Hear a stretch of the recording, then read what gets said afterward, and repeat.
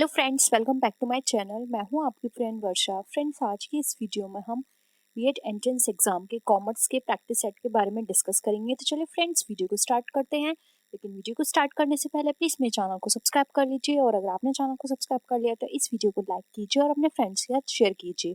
चलिए फ्रेंड्स, आज की इस वीडियो को स्टार्ट करते हैं। व्यापारी का व्यापार प्रारंभ और समापन किसके द्वारा होता है?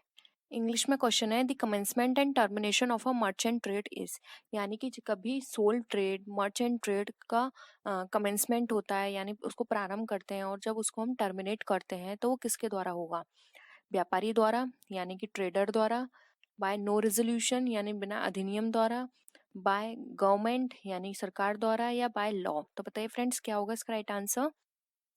इसका जो राइट आंसर है वो है ऑप्शन ए, व्यापारी द्वारा।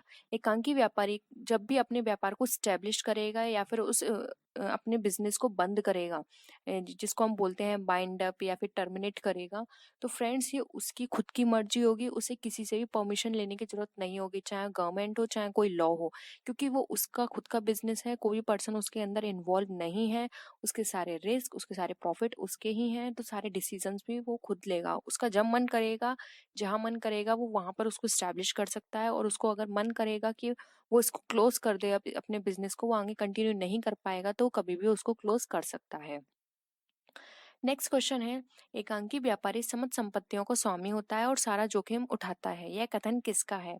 यानी कि single trader is the owner of all assets and tackle all risk, this statement is given by. Options हैं L.H. हेने, चार्ल्स एस टिपेट्स, सी ऑप्शन है C.W. गेस्टनबर्ग, डी ऑप्शन है नन ऑफ द अबव। तो बताइए फ्रेंड्स, ये किसने कहा था? तो ये जो स्टेटमेंट दिया गया था, ये दिया गया था C.W. गेस्टनबर्ग के द्वारा। फ्रेंड्स, इस तरह के स्टेटमेंट्स के भी क्वेश्चंस आपके में पूछे जा सकते हैं, तो कुछ इंपॉर्टेंट स्टेटमेंट्स हैं, तो आपको उसका रिवीजन जरूर करना है। नेक्स्ट क्वेश्चन है, एकांकी व्यापार का पंजीयन होता है। पंजीयन का मतलब फ्रेंड्स यहाँ रजिस्ट्रेशन से है, तो एकांकी व्यापार यानी सोल ट्रेड का रजिस्ट्रेशन किस तरह से होगा?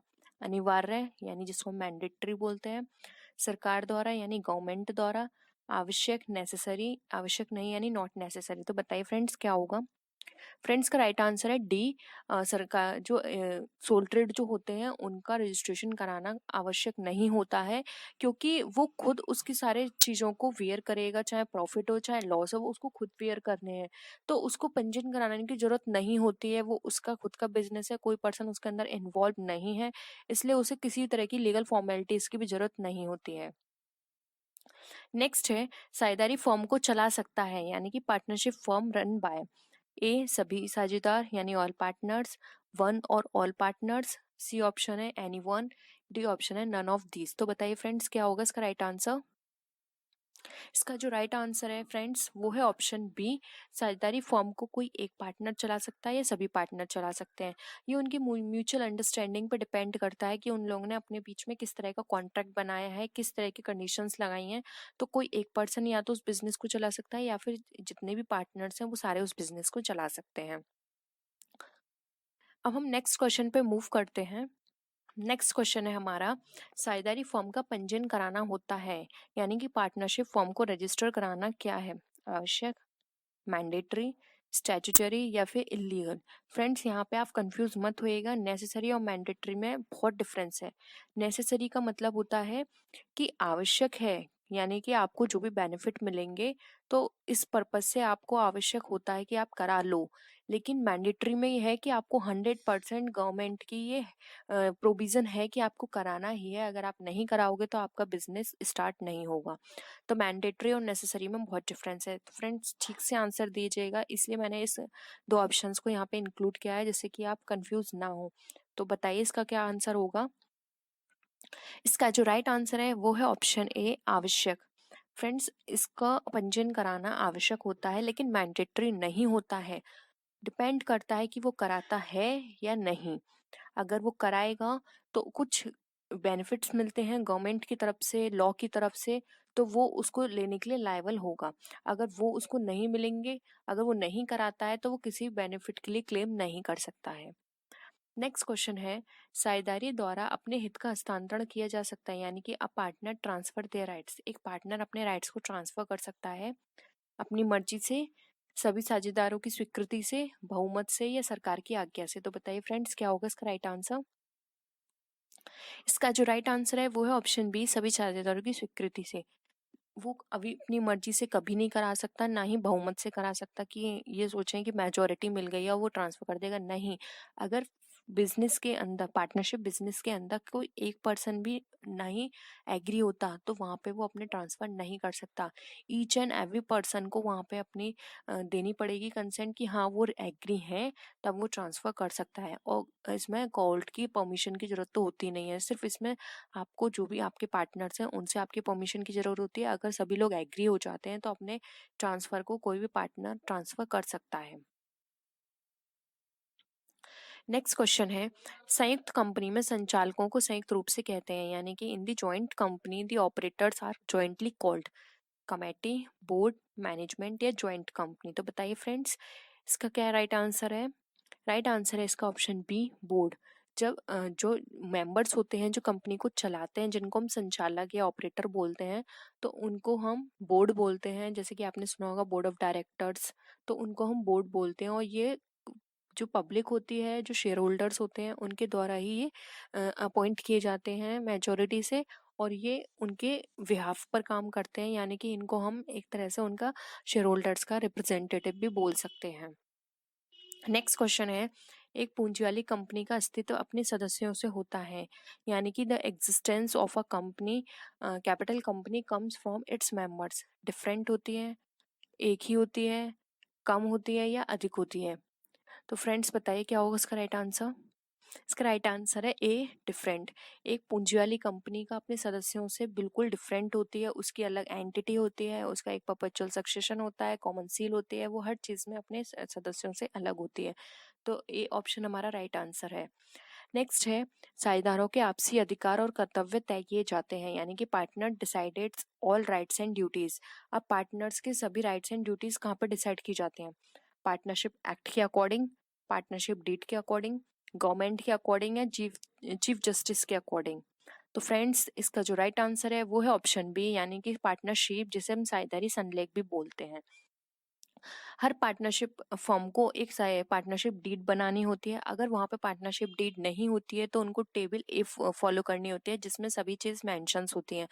तो वैसे तो हर कंपनी अपनी एक अलग पार्टनरशिप डीड बनाती है, लेकिन अगर वहाँ पे पार्टनरशिप डीड नहीं है, पार्टनरशिप डीड की एब्सेंस में वो अपने टेबल ए को फॉलो कर सकते हैं।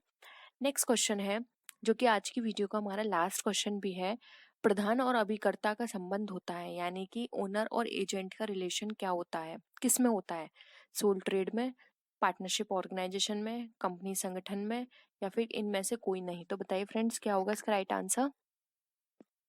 इसका जो राइट आंसर है वो है ऑप्शन बी, जो कि है साझेदारी संगठन। साझेदारी संगठन के अंदर पार्टनर, ओनर और एजेंट का रिलेशन होता है, जिसमें कि एजेंट जो होते हैं वो उनके पार्टनर्स कहलाते हैं और पार्टनरशिप फर्म ओनर की तरह काम करती है।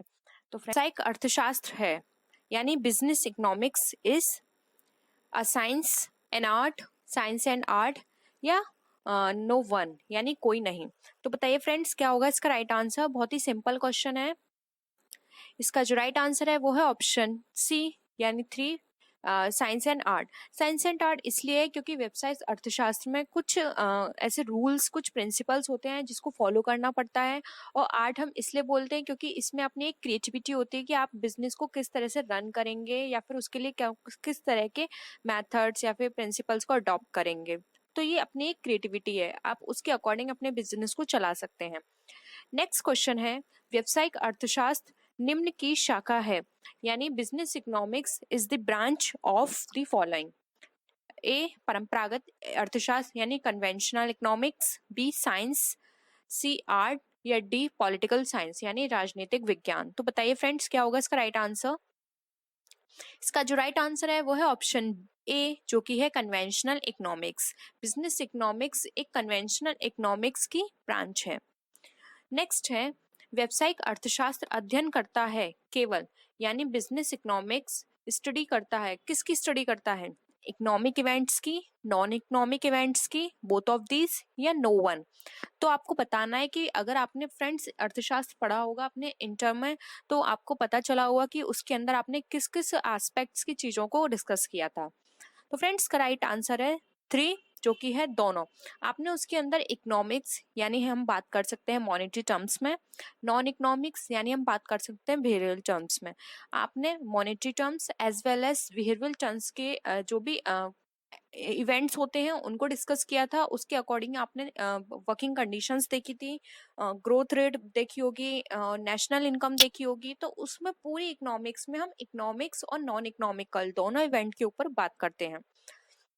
नेक्स्ट है निर्णय है, यानी the decision is A a managerial work, B a continuous process, C a intellectual process, या D all of the above. तो बताइए फ्रेंड्स, डिसीजन जो होता है वो किस तरह का कार्य है। तो फ्रेंड्स का राइट आंसर है 4, यानी ऑल ऑफ दी अबव। एक निर्णय में मैनेजरियल वर्क भी आता है, क्योंकि इसके अंदर आप सारे मैनेजमेंट के रिलेटेड जो भी प्रोसेस होती है वो आप अडॉप्ट करते हैं। कंटिन्यूअस प्रोसेस है, क्योंकि किसी भी चीज में आप डिसीजन लेंगे तो वो ये नहीं है कि आपका डिसीजन जो है वो आज ही फिनिश हो गया। आपको कल किसी और पर्पज से डिसीजन लेना होगा, किसी और काम को लेकर डिसीजन लेना होगा। तो एक कॉन्टिन्यूअस प्रोसेस है जो कि आपका ऑल ओवर द टाइम चलता रहता है। नेक्स्ट है एन इंटेलेक्चुअल प्रोसेस। तो एक डिसीजन जो है वो इंटेलेक्चुअल प्रोसेस है। आप किसी छोटे से छोटे, बड़े से बड़े किसी भी तरह के डिसीजन लोगे तो आप में उसमें आपकी इंटेलेक्चुअल थिंकिंग जो है वो यूज होगी। तो एक इंटेलेक्चुअल प्रोसेस है। तो इसका राइट आंसर है उपयुक्त सभी। नेक्स्ट है सभी निर्णय होते हैं। तो बताइए फ्रेंड्स, सभी निर्णय किस तरह के होते हैं। All decisions are made only positive, only negative, positive and negative, या इंस्ट्रक्शनल। तो बताइए फ्रेंड्स, किस तरह के डिसीजंस होते हैं। इसका राइट आंसर है 3, जो कि है पॉजिटिव एंड नेगेटिव। जो डिसीजंस जो होते हैं सिर्फ पॉजिटिवली नहीं होते, या फिर हम ये नहीं कह सकते कि सिर्फ नेगेटिव डिसीजंस ही सारे लिए जाते हैं। हमारे जो बिजनेस में डिसीजंस लिए जाते हैं वो पॉजिटिव साथ ही साथ नेगेटिव भी लिए जाते हैं, क्योंकि कुछ डिसीजंस ऐसे होते हैं जिसमें हमें लगता है कि हमारा लॉस है, लेकिन फिर भी हमें वो लेने पड़ते हैं, क्योंकि अगर हम उस डिसीजन को नहीं लेंगे, क्योंकि आपने सुना होगा कि जहां जितना हमें लॉस दिखाई देता है वहां प्रॉफिट भी उतना ही होता है। तो कुछ इसी तरह की कुछ ऐसी कंडीशंस होती हैं, कुछ इस तरह के सर्कमस्टांसेस बन जाते हैं कि वहां पर हमें पॉजिटिव भी डिसीजंस लेने पड़ते हैं, कहीं हमें नेगेटिव डिसीजंस भी लेने पड़ते हैं। नेक्स्ट आता है मांग पूर्वानुमान का आशय, यानी द डिमांड फोरकास्ट इज। तो बताइए फ्रेंड, डिमांड फोरकास्ट क्या है। Analytical analysis of future cell है, करंट सेल एनालिसिस है, एनालिसिस ऑफ पास्ट सेल है, या फिर नाइदर ऑफ द अबव है। तो हमारी एक डिमांड फोरकास्ट क्या है। तो फ्रेंड्स का राइट आंसर है ए, जो कि है analysis of future cell. Demand forecast के अंदर हम ये देखते हैं कि हमारी जो प्रोडक्ट की डिमांड है वो कितनी होगी। तो वो डायरेक्टली हमारी सेल पर डिपेंड करती है। तो जिससे क्या होगा कि हम अपनी सेल देख पाएंगे कि फ्यूचर में हमारी कितनी सेल होने वाली है। तो उस अकॉर्डिंग हम अपना प्रोडक्शन करेंगे, उसी के अकॉर्डिंग हम सारी जो भी प्रोसेसिंग है या फिर रॉ मटेरियल की परचेजिंग है वो सारे डिसीजंस हम ले पाएंगे। तो डिमांड फोरकास्ट में हमारी फ्यूचर सेल्स की एनालिसिस की जाती है। नेक्स्ट क्वेश्चन है मांग की लोच एक कथन है, यानी elasticity of demand is a statement. ये किस तरह का स्टेटमेंट है। क्वालिटेटिव स्टेटमेंट है, कॉन्सिक्वेंटल स्टेटमेंट है, बोथ ऑफ द अबव है, या नाइदर ऑफ द अबव है। तो बताइए फ्रेंड्स, क्या होगा इसका right answer. Friends, elasticity of demand एक कॉन्सिक्वेंटल स्टेटमेंट है, जिसके अंदर हम डिमांड, अगर हम आपने देखा होगा कि जब भी हम किसी चीज की इलास्टिसिटी ऑफ डिमांड की बात करते हैं तो हमें वहां पे पता चलता है कि जब भी हमारे प्राइस में किसी भी तरह के कोई चेंजेस होंगे तो हमारी डिमांड पे क्या इफेक्ट पड़ेगा, यानी वो हमें एक परिणाम बताता है। तो डिमांड और इलास्टिसिटी ऑफ डिमांड एक तरह से हमारा एक कॉन्सिक्वेंशियल स्टेटमेंट है। ठीक है। नेक्स्ट है मांग की लोच प्रभावित होती है।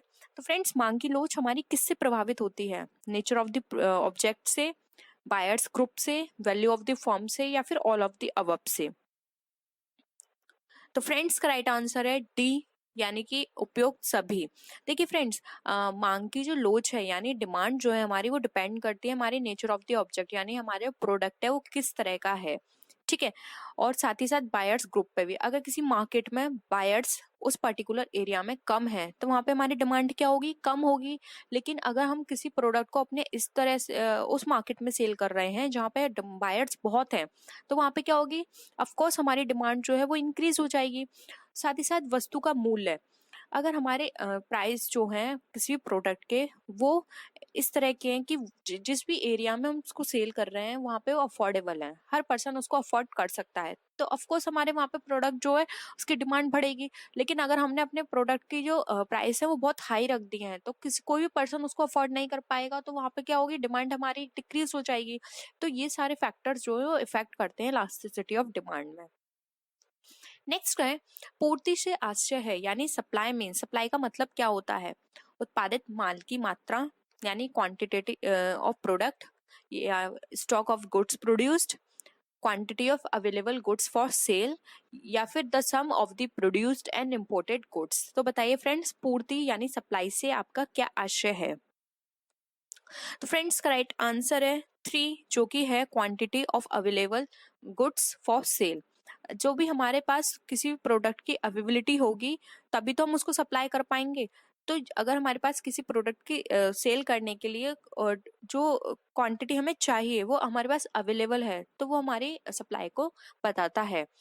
नेक्स्ट क्वेश्चन है, कृषि उत्पादन की पूर्ति निर्भर करती है, यानी कृषि उत्पादन की जो पूर्ति है वो किस पे निर्भर करती है, natural causes, tax treaty policy, technological development, या value of other things. Friends देखो, यहाँ पर बहुत सारी चीजें हैं जो कि हमारे माइंड में यहाँ पे घूमेंगी कि इसका क्या आंसर हो सकता है, लेकिन हमें इन 4 ऑप्शंस में से डिफाइन करना है कि कौन सा आंसर जो है वो हमें ज्यादा लगता है कि ये हाँ ये हो सकता है। देखिए, टैक्स ट्रीटी पॉलिसी बिल्कुल नहीं हो सकती। तकनीकी विकास, विकास ये डिपेंड करता है कि एरिया कौन सा है, तो हम ये नहीं बोल सकते कि हमारी जो सप्लाई ऑफ एग्रीकल्चर प्रोडक्शन है वो तकनीकी विकास से हमारे डिपेंड करेगी। वैल्यू ऑफ अदर थिंग्स ये भी हम नहीं बोल सकते। तो इसका जो राइट आंसर है वो है प्राकृतिक कारण, नेचुरल कॉजेज से हमारी जो सप्लाई ऑफ एग्रीकल्चर प्रोडक्शन है वो डिपेंड करती है। क्योंकि जिस तरह का हम एग्रीकल्चर कर रहे हैं, क्रॉप कर रहे हैं, अगर उस तरह का हमारे पास एनवायरमेंट नहीं है, नेचुरल कॉजेज वहां पे बहुत ज्यादा है, तो वहां पर क्या होगा, हमारा प्रोडक्शन नहीं हो पाएगा, प्रोडक्शन नहीं होगा तो हम उसको सप्लाई नहीं कर पाएंगे। तो हमारे जो नेचुरल कॉजेज हैं वो हमारे ज्यादा निर्भर करते हैं। नेक्स्ट है पूर्ति के नियम का आशय, यानी law of supply means quantitative, qualitative, both of the above, या नाइदर ऑफ द अबव। तो पूर्ति के नियम का क्या आशय है, तो फ्रेंड्स पूर्ति के नियम का यहाँ पर आशय है क्वालिटेटिव, जो कि हमारा ऑप्शन 2 है करेक्ट। नेक्स्ट है सम विच्छेद बिंदु से क्या आशय है, यानी ब्रेक इवन पॉइंट मीन्स, आपने पढ़ा होगा फ्रेंड्स ब्रेक इवन पॉइंट क्या होता है, no profit no loss at production और सेल्स लेवल, या फिर बी प्रॉफिट एट प्रोडक्शन और sales level, C loss at production और सेल्स लेवल, या फिर 4 नाइदर ऑफ द अबव। तो बताइए फ्रेंड्स क्या होगा इसका राइट आंसर। इसका जो राइट आंसर है वो है ऑप्शन ए, जिसमें नो प्रॉफिट नो लॉस होता है प्रोडक्शन और सेल्स लेवल पर। हमने पढ़ा था फ्रेंड्स कि ब्रेक इवन पॉइंट उस पॉइंट को बताता है जहां पर ना तो हमें प्रॉफिट होता है ना ही हमें लॉस होता है। ठीक है। नेक्स्ट है विक्रय मूल्य की कमी से क्या प्रभावित होता है, what is the impact of the selling price reduction. A equilibrium point, B security limit, C contribution, या D all of the above. तो बताइए फ्रेंड्स क्या होगा इसका राइट आंसर। फ्रेंड्स जब भी हम किसी भी प्रोडक्ट के प्राइस के मूल्य को कम करते हैं, ठीक है, तो वहां पर क्या होता है, ब्रेक इवन पॉइंट हमारा नहीं हो सकता, ना ही हमारा सिक्योरिटी लिमिट हो सकती है, अंशदान कंट्रीब्यूशन भी हमारा इतना इफेक्ट नहीं पड़ेगा। यहाँ पर ये सारे पॉइंट को हम इंक्लूड करना पड़ेगा, सिर्फ एक पॉइंट को लेकर नहीं बोल सकते कि इस पे डिपेंड करेगा या फिर इससे इम्पैक्ट पड़ेगा। ये सारे ही पॉइंट हमारे जो प्राइस का जो मूल्य डाउन होगा उस पर इम्पैक्ट करेंगे। तो इसका राइट आंसर है 4 उपरोक्त सभी। नेक्स्ट है व्यावसायिक अर्थशास्त्री सहायता करता है, यानी बिजनेस इकोनॉमिक्स हेल्प करता है to increase profit, to increase losses, all of the above, या none of the above. Friends हम सब जानते हैं कि हम जब भी किसी बिजनेस को करते हैं तो वो बात अलग है कि अब आज जो हमारा जो ऑब्जेक्टिव बन गया है वो हो गया है फर्स्ट सर्विस सेकंड प्रॉफिट, लेकिन ओवरऑल फिर भी हम प्रॉफिट की ही बात करते हैं। कोई भी बिजनेसमैन ये नहीं चाहेगा कि उसकी फॉर्म जब भी वो इस्टेब्लिश कर रहा है क्योंकि सबको पता होता है कि इस्टेब्लिश टाइम में ही हम प्रॉफिट लेके नहीं चल सकते, क्योंकि नई नई फॉर्म है, उसको मार्केट में इस्टेब्लिश होने में टाइम लगेगा, गुडविल बनाने में टाइम लगेगा। लेकिन फिर भी वो ये एक्सपेक्ट करता है उसको फर्स्ट ईयर से ही प्रॉफिट हो। तो अर्थशास्त्री की सहायता वो लेता है। तो अर्थशास्त्री क्या हेल्प करेगा, हमारे लाभ को बढ़ाने में हेल्प करेगा। वो इस तरह की प्लानिंग करेगा, उसी तरह के वो सारी प्रोसेसिंग करवाएगा बिजनेस में, जिससे कि प्रॉफिट हो। तो लॉस तो बिल्कुल भी नहीं हो सकता। तो इसका जो राइट आंसर है वो है ऑप्शन 1, जो कि है लाभों को बढ़ाने में। Next and the last question है हमारा आज की इस वीडियो का। व्यवसायिक अर्थशास्त्री उत्तरदायी होता है, यानी बिजनेस इकोनॉमिस्ट जो होता है वो रेस्पॉन्सिबल होता है किसके प्रति? समाज के प्रति, राष्ट्र के प्रति, उपरोक्त दोनों के प्रति, या उपरोक्त दोनों में से कोई नहीं? तो बताइए फ्रेंड्स, क्या होगा इसका राइट आंसर? इसका जो राइट आंसर है वो है ऑप्शन 3, जो कि है उपरोक्त दोनों के प्रति। क्योंकि एक बिजनेस इकोनॉमिस्ट को प्लानिंग करनी पड़ती है, समाज के साथ साथ राष्ट्र को भी ध्यान में रखना पड़ता है। जो जिस भी एरिया में वो काम कर रहा है, उस एरिया के लोगों को उसे लिटरेट करना पड़ेगा, उसके अकॉर्डिंग उसको प्रोडक्ट बनाना पड़ेगा, उनको ध्यान में रखते हुए उस प्रोडक्ट के प्राइस रखने पड़ेंगे, उनके वेलफेयर के लिए काम करना पड़ेगा। साथ ही साथ इस तरह से काम करना पड़ेगा कि वो जो हमारा जो राष्ट्र है उसके डेवलपमेंट में हेल्प करे। तो दोनों के प्रति उत्तरदायी होगा। तो फ्रेंड्स, आज का प्रैक्टिस सेट आपको कैसा लगा? आपके कितने आंसर्स करेक्ट रहे? प्लीज कमेंट सेक्शन में जरूर बताइएगा। और अगर ये आपको पसंद आए तो प्लीज वीडियो को लाइक कीजिएगा, अपने फ्रेंड्स के साथ शेयर कीजिएगा। और अगर आपको किसी भी तरह की कोई भी क्वेरी या सजेशन देना चाहते हैं इस वीडियो से रिलेटेड, तो आप नीचे कमेंट सेक्शन में लिख सकते हैं। तो फ्रेंड्स, नेक्स्ट वीडियो में हम फिर मिलेंगे और विच वीडियोस के साथ। तब तक के लिए बाय बाय।